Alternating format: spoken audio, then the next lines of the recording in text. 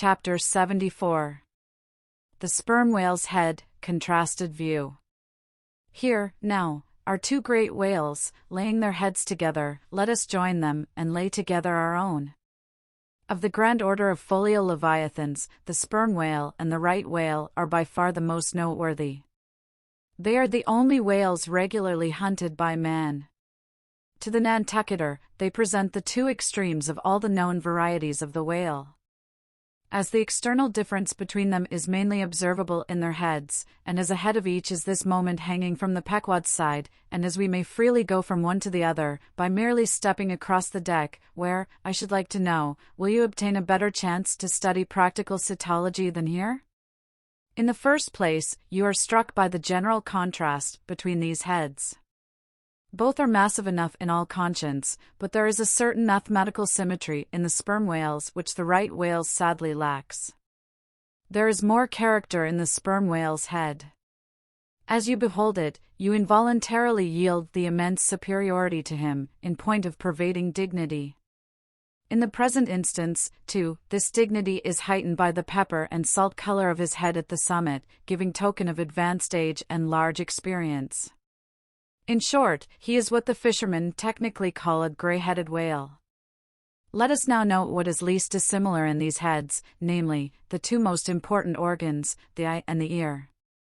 Far back on the side of the head, and low down, near the angle of either whale's jaw, if you narrowly search, you will at last see a lashless eye, which you would fancy to be a young colt's eye, so out of all proportion is it to the magnitude of the head. Now, from this peculiar sideway position of the whale's eyes, it is plain that he can never see an object which is exactly ahead, no more than he can one exactly astern. In a word, the position of the whale's eyes corresponds to that of a man's ears, and you may fancy, for yourself, how it would fare with you, did you sideways survey objects through your ears.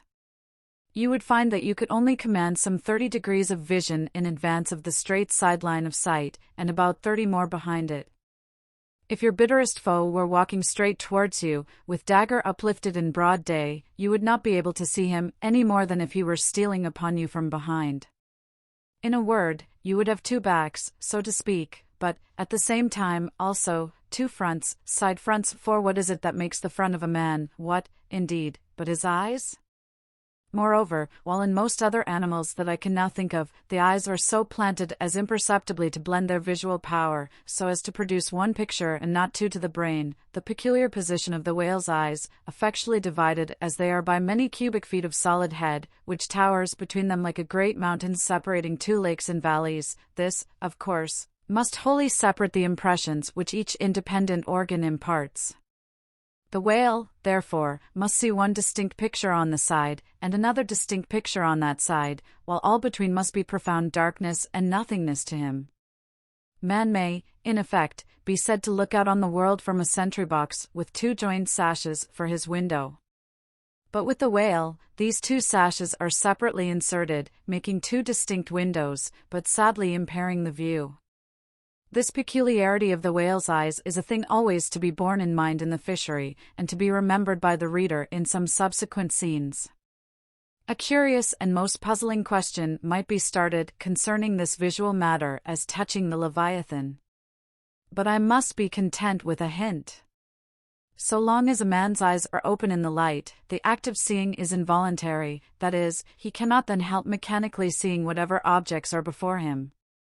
Nevertheless, anyone's experience will teach him that though he can take in an undiscriminating sweep of things at one glance, it is quite impossible for him, attentively and completely, to examine any two things, however large or however small, at one and the same instant of time, never mind if they lie side by side and touch each other.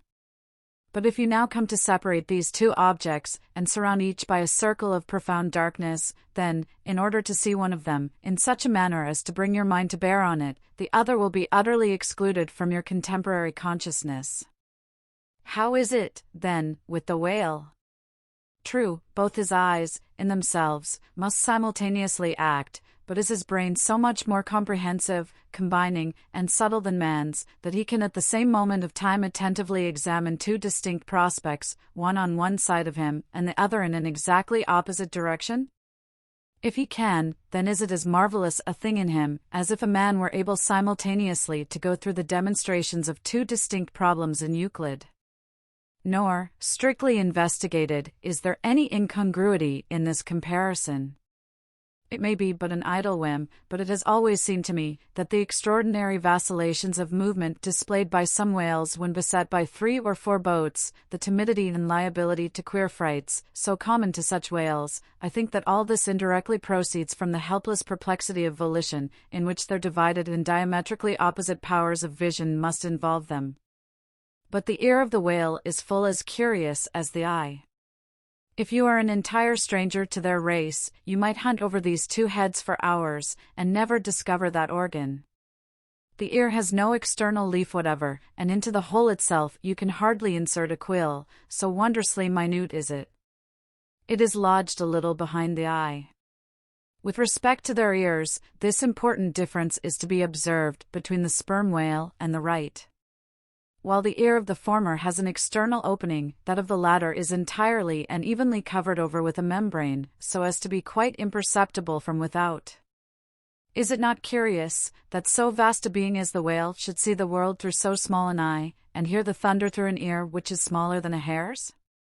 But if his eyes were broad as the lens of Herschel's great telescope, and his ears capacious as the porches of cathedrals, would that make him any longer of sight, or sharper of hearing? Not at all. Why then do you try to enlarge your mind? Subtilize it. Let us now, with whatever levers and steam engines we have at hand, cant over the sperm whale's head, that it may lie bottom up, then, ascending by a ladder to the summit, have a peep down the mouth, and were it not that the body is now completely separated from it, with a lantern we might descend into the great Kentucky mammoth cave of his stomach. But let us hold on here by this tooth, and look about us where we are. What a really beautiful and chaste-looking mouth! From floor to ceiling, lined, or rather papered, with a glistening white membrane, glossy as bridal satins. But come out now, and look at this portentous lower jaw, which seems like the long narrow lid of an immense snuff-box, with the hinge at one end, instead of one side.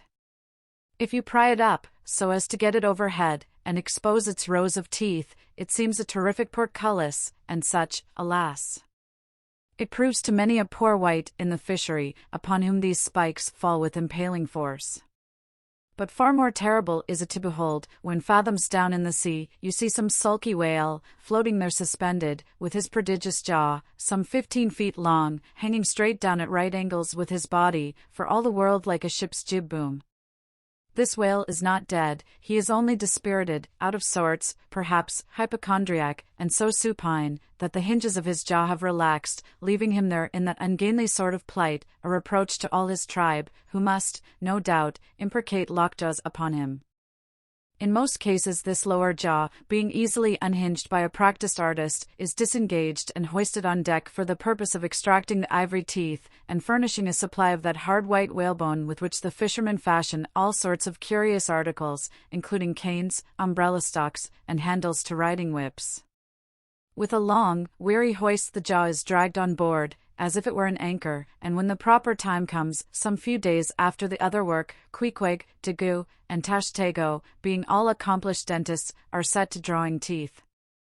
With a keen cutting spade, Queequeg lances the gums, then the jaw is lashed down to ring bolts, and a tackle being rigged from aloft, they drag out these teeth, as Michigan oxen drag stumps of old oaks out of wildwood lands. There are generally 42 teeth in all, in old whales, much worn down, but undecayed, nor filled after our artificial fashion. The jaw is afterwards sawn into slabs, and piled away like joists for building houses.